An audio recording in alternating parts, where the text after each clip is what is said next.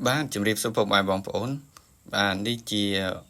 tụ ong và ong bạc nịa và kẹp bấm bớt là sang pi chơi khmai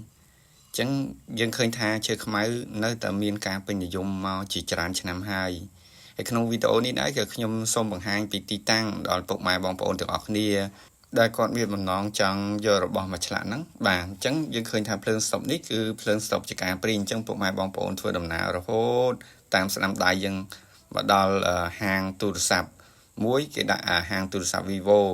ញ្ចឹងពុកម៉ែបងប្អូនបរតាមស្ដាំដៃហ្នឹងមកចូលមកក្នុងប្រហែលជា100ម៉ែត្រទេពុកម៉ែបងប្អូននឹងឃើញទីតាំងជាងចម្លាក់ប្រម៉ែធរណីនៅខាងឆ្វេងដៃបាទផ្ទះលេខ15ផ្លូវ C ពុកម៉ែបងប្អូនណាដល់ថ្ងៃហើយក៏ខ្ញុំចង់ជម្រាបជូនទៅពុកម៉ែបងប្អូនតាក់ទងនៅនឹងព័ត៌មានលម្អិតពុកម៉ែបងប្អូនអាចតាក់ទងតាមលេខ2ខ្សែគឺ096 28 17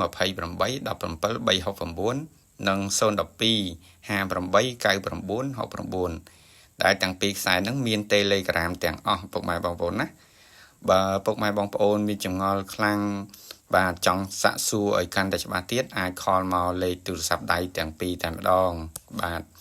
ហើយសម្រាប់ពុកម៉ែបងប្អូនដែលមានរបស់ចង់ឆ្លាក់ជាប្រភេទឈើប្រភេទខ្លឹមប្រភេទបញ្ញាក្អែកមិញថ្មិញឪពុកម្ដាយឬជាដូនជាតាដែលពុកម៉ែបងប្អូនតែងតែគោរពសក្ការៈហើយចង់យកមកកសាងជារូបព្រះ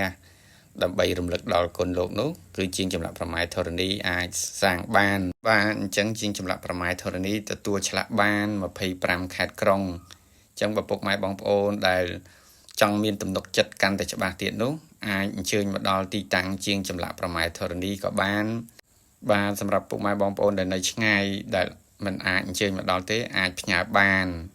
ចឹងជាទីបញ្ចប់នេះដែរជាងចម្លាក់ប្រម៉ែធរណីក៏សូមថ្លែងអំណរគុណដល់ពុកម៉ែបងប្អូនទាំងអស់ដែលតែងតែជួយគាំទ្រនៅស្នាដៃជាងរហូតមកដល់សប្តាហ៍ថ្ងៃនេះបាទសូមអរគុណ